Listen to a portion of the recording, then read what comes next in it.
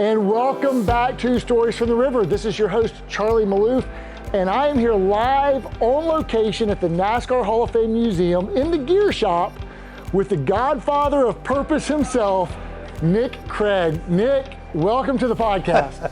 Thank you very much, guys. It is so great to be here with everybody. Thank you. Well, it's probably the first time you've done a podcast with a live studio audience. With a race car right behind me, exactly. Got the race car, really got cool. everything. Charlie, I would always expect something as amazing as this from you. Well, that's too kind. Welcome to Stories from the River, a show in which we go behind the scenes at Broad River Retail. Now, Nick, you've been involved with the Purpose Summit from the very beginning, if I'm not mistaken. Pretty much. I did year 2, so Okay. yeah, so In the Mount last 4 Clemens. years in Mount Clemens, yeah. Now, how did you get connected? How did you and Davin get connected? You know, it's one of those things where I saw what he was doing and I pinged him and said, okay, Davin, what are you doing? And he came back and I was like, okay, well, how can we help each other? And fundamentally, no different than the first time you and I connected. Okay. And when you said to me, here's what I'm doing, I'm like, okay, Charlie, that is the coolest stuff. And we had a wonderful set of conversations and I was looking at it going, wow, he is really doing something special. Well, you wrote a book called Leading from Purpose. Yep. And you had part of your book, or maybe it was part of the book or it was an article, it was in an HBR. I had an Harvard Business Review article called From Purpose to Impact. Yeah. Yeah. And we read that when we were going through our year of purpose with the Purpose Activation Committee. It was like we did book club every week. Yeah. And like if we looked at that article on my book, it'd be, or Heather's book, who ran our Purpose Activation Committee, it all marked up. We really loved it. And so somehow that's how we got connected in 2019. I was like, this guy teaches at Harvard on purpose? So like, what do you do, Nick? Like, how do you get into this? How do I get into this? What do I do? How do I get into purpose is what you're asking me? That's right. Charlie, I think that the real answer to that is I got to work with some wonderful professors from the Harvards and the MITs, and we would work with CEOs and senior leaders, and most of the time what we did failed. And then once in a while it would work really well and they would write a great article about it and they would only mention in one line the person that was the key person to making it work. And I was dealing with this person going, this article is 100% off from the reality of what made it work. Okay? They would have made anything work. And what I realized was the key to transformation isn't a good tool, it's wisdom. Okay. And when the leaders have wisdom, then everything works. Now, you had a life change at age 37. You spoke about that at your keynote talk last night, about map making, and I want to get into that. But so what happened? What were you doing prior to age 37?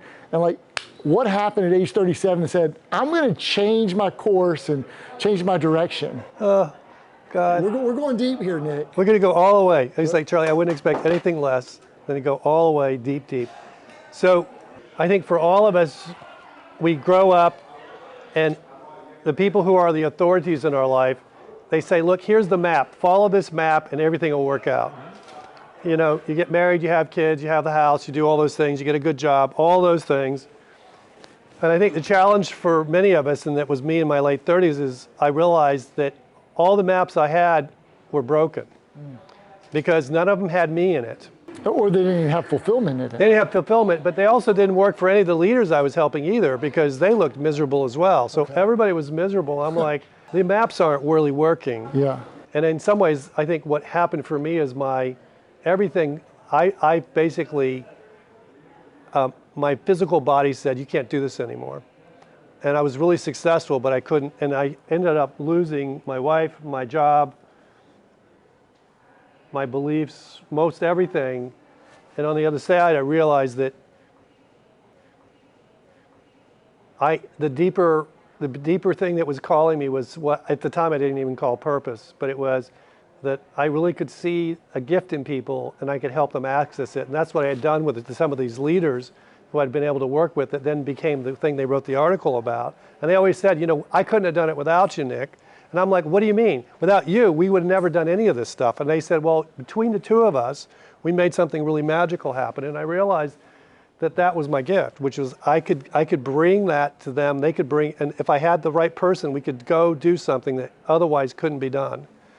And in some sense, that was the beginnings of this journey on purpose for me.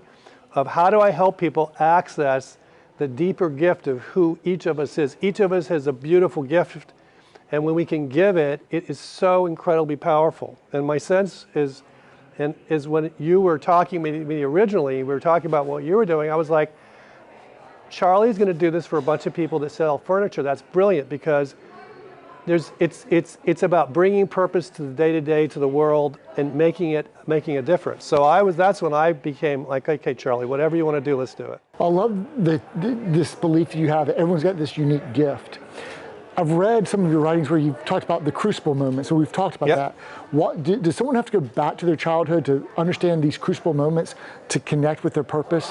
Well, here's the thing. I think most of us live a life where some things are working really well and other things aren't, and we try to get the things that aren't working to work well, and we keep moving them around, and it keeps us busy. But the truth is that if you look through your journey in life, through time, there are key events where everything got stripped away. Mm-hmm. And those are what we call crucible, or the most challenging moments that we all have in our life. And how we get ourselves out of those tend to have some connection to the deeper purpose. Because all the other things aren't working. So now we have to trust ourselves in a different way. It also is true that some of the times of when we've been at our best are also amazing insights to what the gift is. And if you look at both of those, you can usually begin to see a pattern that goes through it of what that deeper gift is. And this happened to you in your late 30s. After being on the floor for a long time, I finally figured it out, yes. Okay. And you do this for people and for companies? I do it for people and companies. And how is it different? Because you've got a whole purpose to impact program. Right. You work with some of the largest companies in the world, and really they might even attribute, I'm sure they would, like Lego, would attribute their purpose to how they've ascended and how they really know their identity and who they are. And you work with Unilever and Ben & Jerry's and some great, amazing companies. So how did they get to, take us through how they got to hire you, find out about how you built this program, and what's the difference between taking someone through a personal journey or through an organizational journey? Can you ask any more questions, Charlie? I just want you to talk for the next 10 minutes. God help me. Okay. So Charlie. You sound like one of my teachers in grade school. I hope that's not the case. But anyway, so here's the thing, Charlie. What purpose is about identity. It's about who you are. It's your core essence of who each of us really is. So we're sitting here in a setup, and we've got a wonderful gentleman who's got some cameras and stuff he's helping us with. But as I interact with him, my conversation with myself is what is the magic gift of this man?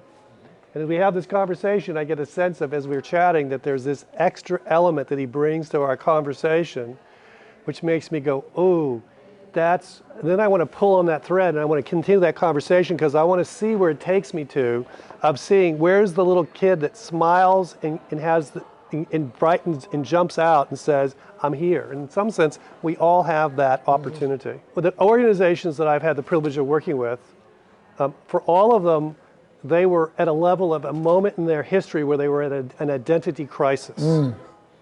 Okay? And if I look at Lego, where many of the people listening can say, okay, everybody connects to that, and everybody thinks, oh my gosh, it must be a wonderful place. Well, it was wonderful. They have a beautiful purpose to create the builders of tomorrow, which is an amazing purpose. And they got so successful, they forgot about it, and they just got focused on making next year be as good as last year and do the same thing, and they forgot about any of it. And then everything fell out of the bottom. About 10 years ago, they went from 20% growth to falling 20%, 40% in 6 months. And it was like, what happened? Well, they'd forgotten about the purpose. They were leading, trying to chase the next quarter. Well, when you really become successful, who needs purpose, right? And so they realized they had to go back. They had to go back to their origins, and we worked with them. We helped many of the leaders discover their purpose and connection to the organizational purpose. That's powerful. Which is a huge transformation when you know not only what the organization's purpose is, but what is my purpose, what's the connection, which makes it very visceral and real. You need to know what I'm talking about. Absolutely. I think that's the work that you've been doing in your business, and it's really powerful for everybody. And once again, they were incredibly helpful to many of us during COVID. With children, you had a choice of Netflix, Fortnite, or Lego, and it was clear that parents picked Lego as a trusted place for their kids to be while they were being tortured by Zoom and everything else that we're all being tortured by. Right. And so they've continued to do well, and my sense is that they're just one example. If I look at any of the other places I've gotten to work, they have been wildly successful. They realize that they are not, they're not sure they have the magic, they need the magic back. In some sense, purpose is most helpful for an organization or us as an individual when we remember the magic, but we're having a hard time accessing it. And right now, in our life, in this moment, we realize that we need the magic. Without the magic, it's not going to go very well. So we have to dig, right? And I think for all of us here, as we're sitting here, we all know what it's like to have to dig and go find it, right? And so my goal is to make it where in a couple of days, we can help everybody find the magic so that they can bring it to the biggest challenges we have in our life. And that's what you're bringing to the table is the best part of who you are, as opposed to the normal part that may not be the response that's going to get things to really change. So that's in some sense, and in most of the systems I'm operating in, that's the tension that they have of how do they step back into the magic. I can see you like you're gravitating towards the audience. The professor is coming out. Well, because they're smiling. We're having such a good time. Yeah, and I know great. that you light up when you see someone realize what their purpose is. That's what you do at Purpose to Impact. You help people figure out what the magic is and connect with it. And talk to us about that connection from individual purpose to organizational purpose. How do you do that? So here's what I'll say to everybody is, the wonderful thing about purpose is no one can give it to you. It's the only thing that nobody gives you, nobody takes away. It's only yours. And it's a key that once you access it, it's like it opens a door to a room that only you can go in. And when you go in, you have such an epiphany of an experience of what that feels like. And for me, I want, when I work with companies and do their organizational purpose, for them to have that same experience. Now, if I do it with you as an individual and you know what it feels like, then when you look at the organizational purpose, you say, no, that's not good enough. And you keep digging until you get it to the place where it really, really pops. But my experience is that for everybody, we have our unique relationship with our organizational purpose if we have one.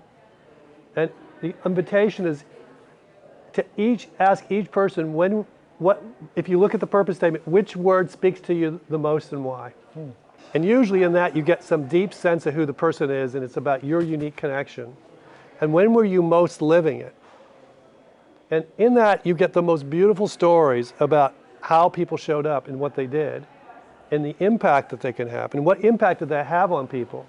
Because for me, the power of an organizational purpose is in the stories that we tell. And when we tell a story in which we are the hero in the scene, then our relationship to the organizational purpose is that it is part of who we are. We are in the James Bond movie and we have a role, right? Nick, this is one of these episodes I'm gonna have to like slow it down, go back, hit rewind, listen to it a couple different times, because it's so profound. The questions that you ask people to reflect on, you can't speed through this one. This isn't listening at a 2x speed or 1.5x speed. This is one you've got to really go back and reflect on because it's that important to get right. I mean, you said a couple of things I wrote down last night. Purpose, and you've referenced identity, you've referenced the dig a couple times. You've really got to dig, you've got to do the work, you got to pick up your shovel and do the excavating to go at it, at the core of what it is. But you said purpose is the core essence of who you are. It's that unique voice and unique fingerprint. It's your unique gift. But to also see it in each other can light you up. So go on the journey to reveal that deeper insight for each of us. And then you also said the same is true of our organization. So you asked a question last night. You said, if our company was gone tomorrow, how long would it take for other companies to replace us, and what would our customers miss? For an organizational leader, that's a profound question to kind of reflect on, because you start to reflect on, well, how do we want to, who are we, who do we want to be, what do we want to be known for? What do we even stand for? So it's what's our experience with our people? So just some great questions that you've asked. What do you want people to walk away from your breakout session as their takeaways? Yeah, I think the big takeaway for me from the session I'm doing this year here at the Purpose Summit is that if I look at all of us here in the room, much of the reason we've gotten here is that other people gave us maps to follow, and we followed them. And in some sense, they were relatively successful at helping us get here. But there's a point at which we realize that the problem with other people's maps is we're nowhere in it. We have to become somebody else to make the map really work. Mm-hmm. And the only way we get to own it is when we become the map maker. And in some sense, it's a very scary transition to make. Most of us like to have somebody else making the decision, or somebody else that we can go to that will give us or tell us what we can do or what we can't do. It gives us an out. But the reality is with that out comes a consequence that we don't actually ever have to show up. And the invitation, and I think, Charlie, much of the work that you've been doing at Broad River is about being a map maker in your industry. Mm-hmm. And going to the point where you really don't care where anybody else is because they're never going to catch up. Because being the map maker means that you're the one creating it. And I think the future of the world that we live in today, where many of the maps that we've had historically, especially pre-COVID, are completely gone. The ones who are going to be the most powerful and impactful are the ones who are the map makers. I love that. You really got to go back and rewind that again and listen to it a few times. It's so good. You've heard that phrase before, well, right? It's so good. And purpose is at the core of map making, because it's the voice inside of us that is your own voice. It's what you see that others don't see. So it's at the core of what map making really is about.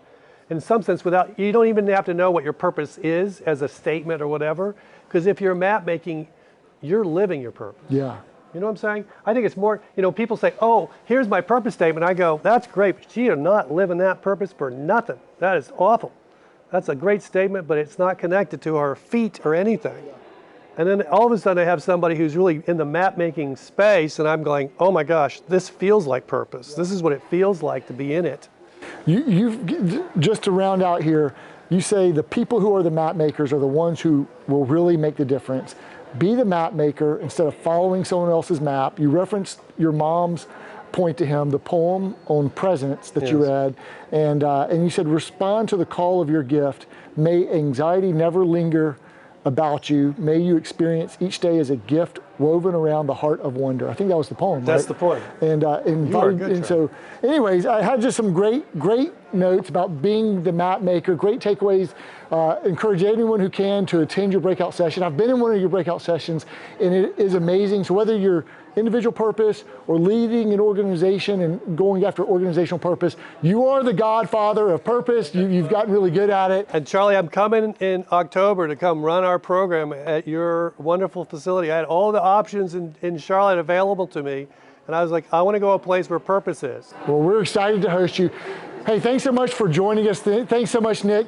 Hey, thanks for catching us here at the Purpose Summit with Nick Craig. Nick, where can people connect with you or learn more? The website is coreleader.com, so you can connect us there. We have lots of stories and adventures there.